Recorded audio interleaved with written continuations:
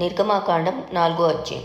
అందుకు మోషే, చిత్తగించుము, వారు నన్ను నమ్మరు, నా మాట వినరు, యెహోవా నీకు ప్రత్యక్షం కాలేదందురు అని ఉత్తరమియ్యగా, యెహోవా నీ చేతిలోనిది ఏమిటి అని అతన్ని అడిగాను. అందుకతడు కర్ర అనెను. అప్పుడు ఆయన నేలను దాని పడవేయమనెను. అతడు దాని నేల మీద పడవేయగానే అది పామాయెను.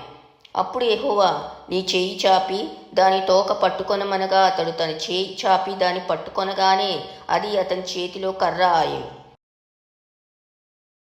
ఆయన దాని చేత వారు తమ పితరుల దేవుడైన యెహోవా అనగా అబ్రహాము దేవుడు, ఇస్సాకు దేవుడు, యాకోబు దేవుడు నీకు ప్రత్యక్షమాయనని నమ్ముదురనెను. మరియు యెహోవా నీ చెయ్యి నీ రొమ్మున ఉంచుకొనుమనగా అతడు తన చెయ్యి రొమ్మున ఉంచుకొని దాని వెలుపలికి తీసినప్పుడు ఆ చెయ్యి కుష్ఠము గలదై హిమము వలె తెల్లగా ఆయెను. తరువాత ఆయన నీ చెయ్యి మరలా నీ రొమ్మున ఉంచుకొనుమనగా అతడు తన చెయ్యి మరలా తన రొమ్మున ఉంచుకొని తన రొమ్ము నుండి వెలుపలికి తీసినప్పుడు అది అతని మిగిలిన శరీరం వలె ఆయెను. మరియు ఆయన వారు నిన్ను నమ్మక మొదటి సూచనను బట్టి వినకపోయిన ఎడల రెండవ దాన్ని బట్టి విందురు. వారు ఈ 2 సూచనలు బట్టి నమ్మక నీ మాట వినకపోయిన ఎడల నీవు కొంచెం ఏటి నీళ్లు తీసి ఎండిన నేల మీద పోయవలను. అప్పుడు నీవు ఏటిలో నుండి తీసిన నీళ్లు పొడి నేల మీద రక్తమగుననెను.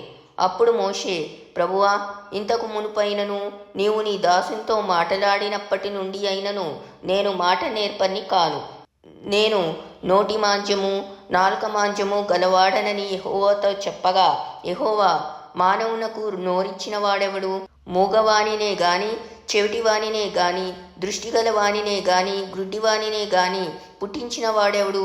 యెహోవానైన నేనే గదా. కాబట్టి వెళ్ళుము, నేను నీ నోటికి తోడయుండి నీవు ఏమి పలకవలసినది నీకు బోధించెదనని అతనితో చెప్పాను. అందుకతడు, అయ్యా ప్రభువా, నీవు పంపదలిచిన వానినే పంపమనగా ఆయన మోషే మీద కోపపడి, లేవీయుడగు నీ అన్నైన అహరోను లేడా? అతడు బాగుగా మాట్లాడగలడని నేను ఎరుగుదును. ఇదిగో అతడు నిన్ను ఎదుర్కొన వచ్చుచున్నాడు. అతడు నిన్ను చూచి తన హృదయమందు సంతోషించును. నీవు అతనితో మాటలాడి అతని నోటికి మాటలు అందించవలెను. నేను నీ నోటికి అతని నోటికి తోడయుండి మీరు చేయవలసిన దాన్ని మీకు బోధించెదను. అతడే నీకు బదులు జనులతో మాట్లాడును. అతడే నీకు నోరుగా నుండును. నీవు అతనికి దేవుడుగా ఉండువు. ఈ కర్రను చేత పట్టుకొని దానితో ఆ సూచక్రియలు చేయవలనని చెప్పెను. అటు తర్వాత మోషే బయలుదేరి తన మామయ్య అయిన ఇత్రో యొద్దకు తిరిగి వెళ్ళి, సెలవైన ఎడల నేను ఐగుప్తులోనున్న నా బంధువుల యొద్దకు మరలా పోయి వారింకా సజీవులై ఉన్నారేమో చూచేదనని అతనితో చెప్పగా, ఇత్రో క్షేమంగా వెళ్ళుమని మోషేతో అనెను.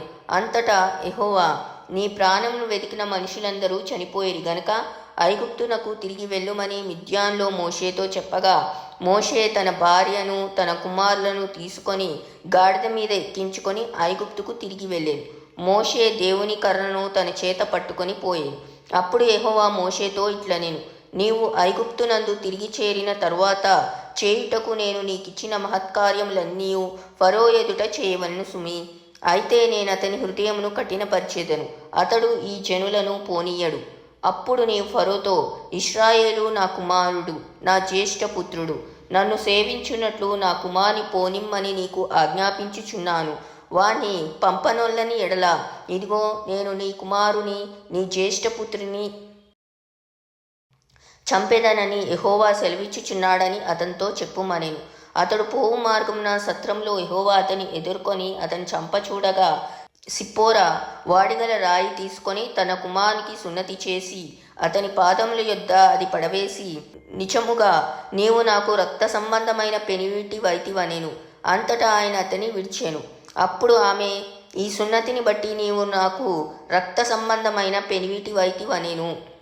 మరియు యెహోవా మోషేను ఎదుర్కొనుటకు అరణ్యంలోనికి వెళ్ళుమని అహరోన్తో చెప్పగా, అతడు వెళ్ళి దేవుని పర్వతమందు అతని కలుసుకొని అతను ముద్దు పెట్టుకొనెను. అప్పుడు మోషే తను పంపిన యెహోవా పలకమన్న మాటలన్నింటినీ ఆయన చేయనాజ్ఞాపించిన సూచక్రియలన్నింటినీ అహరోనుకు తెలిపాను.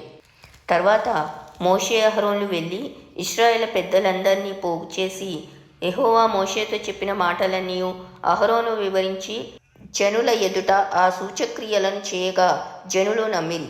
మరియు యెహోవా ఇశ్రాయేలును చూడవచ్చి తమ బాధను కనిపెట్టెనను మాట జనులు విని తల వంచుకొని నమస్కారము చేసిరి.